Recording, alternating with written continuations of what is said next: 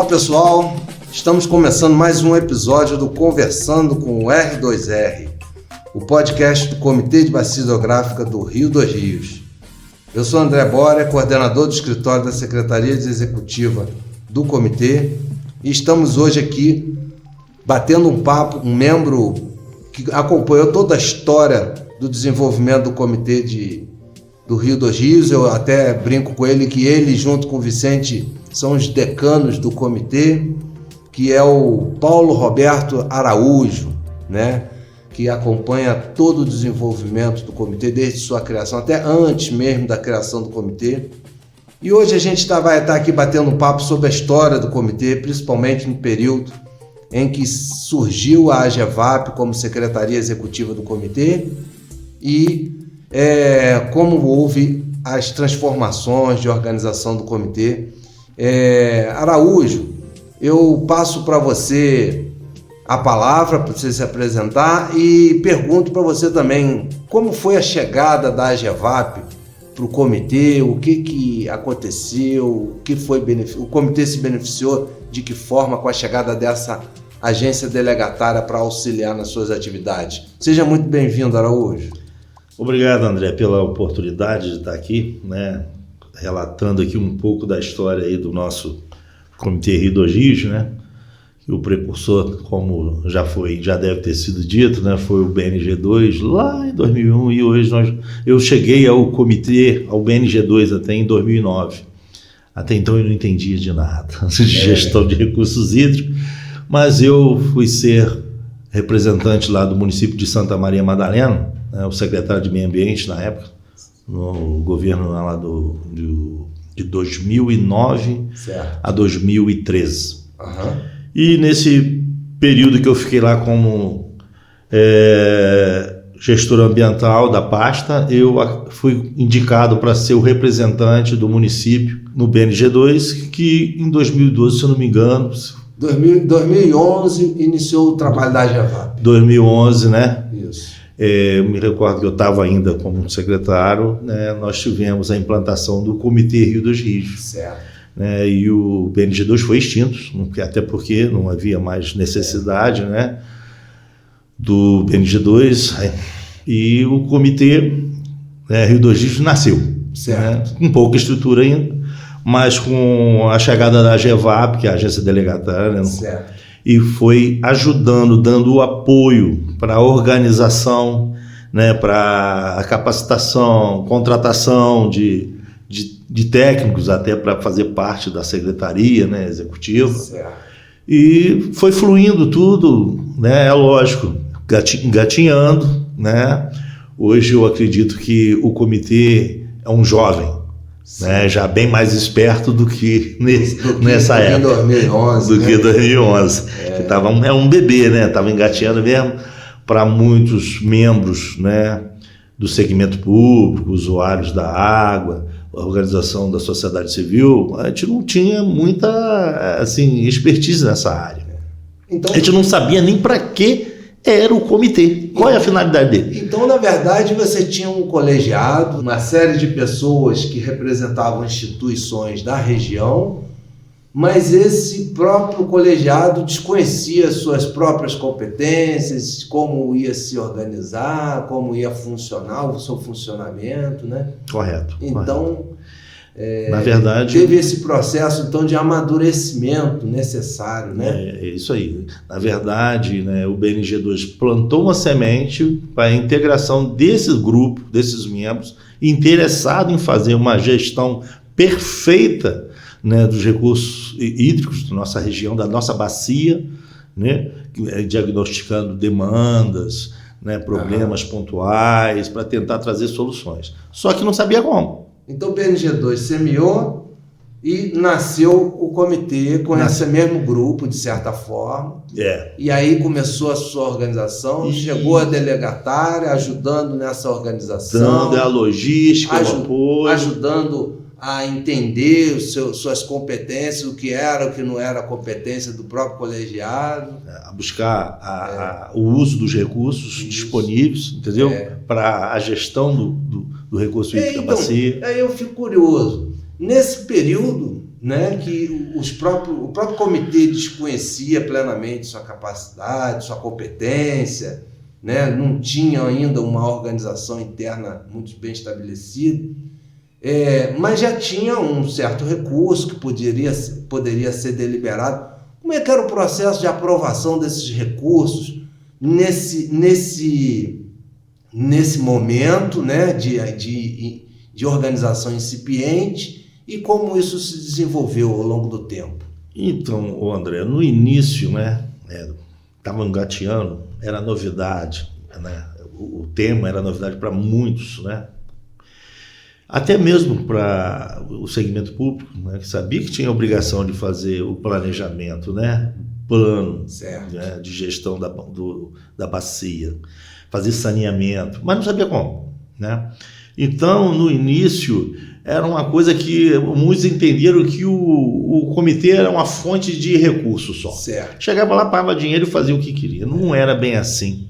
Né? A gente tinha que ter um planejamento, né? Um diagnóstico para saber qual a demanda era prioritária, qual a demanda ia beneficiar uma coletividade, não um município individual, aqui ou ali, ou uma coisa, uma ferramenta para se fazer palanque político. Não era isso. Houve, então, no início, um sentimento de que a questão era a unidade de planejamento era política, e o próprio sistema de gestão de recursos hídricos prega que a unidade de planejamento é a bacia hidrográfica. Então, isso. A visão não era de bacia, a visão ainda era de município, politizado. E costumou, assim, demorou a mudar essa visão. Inclusive, alguns dos membros que não conseguiram captar essa visão real, acabou se afastando. Certo. Entendeu? Só permaneceu mesmo quem entendeu para que servia o comitê de bacia Rio dos Rios. Né? Porque o comitê você tinha que... No início, nós começamos até de uma maneira assim... Vamos chamar de errada, estava certo. Mas a metodologia não era a mais adequada. Né? O município via lá individualmente quais eram as suas demandas, trazia um projeto elaborado por eles mesmos, apresentava ao comitê, o comitê criava uma câmara técnica, um grupo de trabalho ali para avaliar aquilo, e aprovado, e o recurso era direcionado para financiar aquele projeto. Certo. Eu mesmo lá em Santa Maria Madalena, me recordo, nesse período que eu fiquei lá, eu trouxe o projeto de reforma de 2 estações de tratamento de esgoto. Uma do Morro da Formiga, que é assim a nomenclatura dela, e outra do Arranchadouro. São bairros. E foram executados. E foram agraciados, né, os 2 projetos, e foram executados. Foi bom o município, foi bom. Mas a metodologia mudou, não era assim. Então, nesse momento que você está falando, o comitê não tinha uma visão estratégica de onde ele precisava de ir. Na verdade, ele ficava parado e ele que recebia as provocações dos municípios e acabava tendo recurso, aprovava, não aprovava, né? Isso mesmo. E continua assim? Não, de maneira alguma. A metodologia mudou, né, para melhor.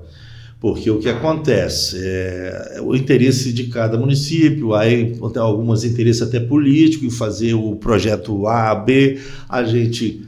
isso é normal entre os membros, a gente fazia um acordo, vota a favor do meu projeto que eu voto a favor do seu, e a gente já vinha preparado, quer dizer, acabava que não era uma coisa adequada. Não era ilegal, mas não era adequado. Não era aderente ao planejamento da bacia hidrográfica. Isso, né? Não é para isso que o comitê surgiu. Né? Aí a metodologia foi mudada, né? E muitos entenderam que o comitê, né, através do seu corpo técnico, né, às vezes efetivo ou não contratado, ele ia fazer um diagnóstico de toda a bacia, né, dos municípios que pertencem a essa bacia, das áreas, qual é a prioridade, qual era a demanda mais assim urgente em ser atendida, e o comitê preparava um edital com um projeto sobre aquilo, sobre aquele problema, aquele diagnóstico levantado, para dar uma solução.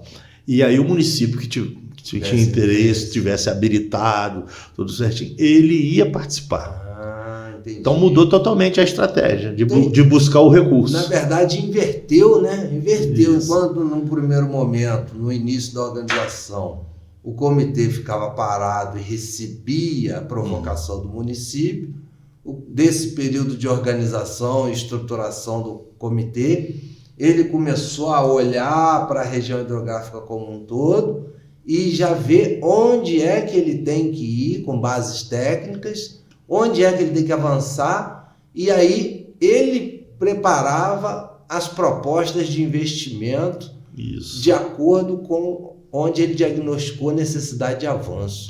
Ele inverteu, ele deixou de ser um organismo passivo e passou a ser um organismo ativo no que diz respeito à ação. Isso tanto na área de saneamento, como de educação ambiental e até de capacitação, entendeu?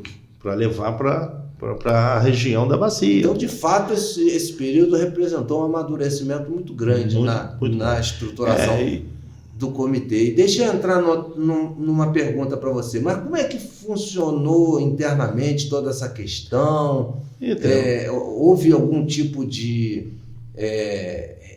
regimento? Como é que funcionou essa organização da relação entre os pares? Então, com o passar, né, dos anos, com o amadurecimento do grupo, né, quem permaneceu realmente focado, né,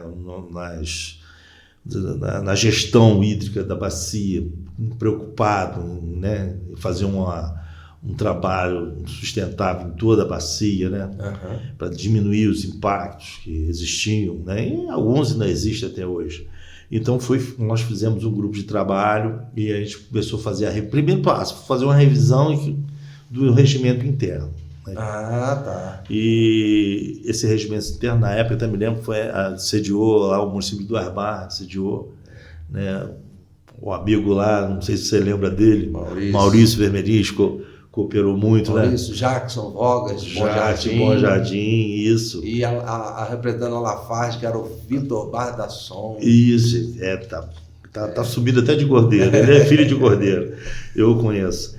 Então, o André, começou a organização da estruturação do comitê interna, entendeu?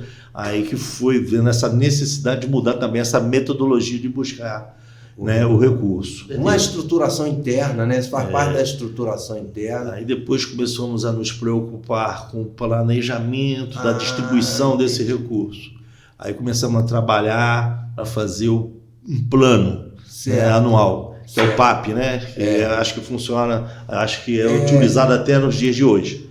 Correto? O planejamento. Então, o comitê também avançou, né, para o seu planejamento orçamentário, né? Então, veja bem, teve uma mudança na estratégia de financiamento, né? Deixou de ser um órgão que esperava a provocação e passou a induzir os seus investimentos de forma pensada tecnicamente. Isso. Teve todo um arcabouço estrutural de funcionamento interno através da sua reformulação do regimento interno, né, que você mencionou, e também avançou no que diz respeito ao seu planejamento orçamentário, é isso? Correto, porque a sobrevivência do comitê não depende só de financiar projetos. Certo. Né? Tem o corpo técnico, né?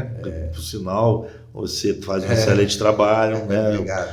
Né? E tem a publicidade, né? Que a gente tem que divulgar os trabalhos do comitê. Certo.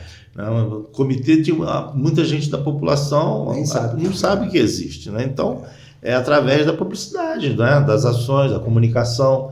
Isso tudo é pago. Nada tem um custo, né? Tudo tem um custo. Cai nada né? do céu. Cai nada do céu. Tem o consumo normal. A própria mobilização também exige custo, né? Diretos ou indiretos. Né? Na época eu me lembro, rapaz, que penamos, né? O comitê não tinha uma sede, até que conseguiu essa parceria ali no prédio do INEA, né? Certo. Mas ficava ali, lá, acolá, e uma hora era cheia de água, lembro disso? A própria água expulsava a gente. Então, o comitê já estava muito imaturo, muito desestruturado. Então, além de todas essas estruturações que nós estamos conversando, também teve a estruturação física. Física, né? Também, né? Porque estão um bocado de anos ali, né? naquela sede no prédio do INEA. O pessoal já até sabe, né? Hoje. A organização financeira aconteceu como? No início era porque você tem a cobrança, essa cobrança vai para um fundo e o comitê delibera sobre esse fundo. Né? Mas o início você tinha só o saldo, aí depois fizeram o que para organizar? Então, a gente criou um plano para poder carimbar esse recurso que estava depositado numa conta. Criava tipo rubricas para determinadas linhas de ações. Tantos por cento para educação ambiental, tantos por cento para saneamento, entendeu? E assim foi, tantos por cento para a parte de comunicação, divulgação, né? E assim foi feito esse planejamento e hoje funcionando muito, muito melhor do que no passado, porque a gente sabe aonde está sobrando e aonde está faltando. Isso ajuda demais no planejamento, né? É o PAP, né? É o PAP. Qualquer empresa, qualquer ação tem que ter planejamento, né, prévio, né? Senão você se perde no caminho. E aí esse instrumento ele deixa a rédea de todo o processo para o próprio comitê, né? Porque ele, além dele apontar onde é que ele tem que agir com os respectivos orçamentos, ele não permite, por exemplo, que algo que não esteja no orçamento apareça. Com certeza. E outro, né? É um trabalho participativo de todos. Exatamente, é construído. Né? É construído. O PAP não é feito por uma pessoa, nem pela GEVAP. Ele é feito pelos membros do que ele que vai analisar onde cabe mais recurso, onde tem mais prioridade. O próprio colegiado vai decidir. Isso né? aí. Então, que é um dos princípios. É uma coisa bem democrática. Que é um dos princípios do sistema, né? Isso. A gestão descentralizada. Né? Aí é aprovado numa reunião, quer dizer, é a vontade de todos. O PAP foi aprovado, né, que fica para gestões futuras, né? E vai se renovando. E vai se renovando. De participação. Isso aí, André. Araújo, o papo é muito bom, rapaz, e sempre converso muito bem com você e quando é rápido, quando é bom assim, acaba rapidinho, né? E é o caso aqui. É um prazer também estar aí sempre em contato contigo, né? Já tem um bom caminho. Mais de 10 anos. Mais de 10 anos. Formou amizade, né? Eu tenho um carinho também muito especial pelo Vicente, um cara que me ajudou muito a ter essa expertise nessa área, entendeu? E outros mais, gente. Eu lembrei do Vicente aqui porque. São os dois decanos, né? Mas deixa eu falar. É o que eu posso dizer, né? Que os municípios, né? Que não fazem. Que não fazem, não. Todos fazem parte. Certo. Mas que não são ativos no comitê, né, não se posicionam ativamente, só perdem.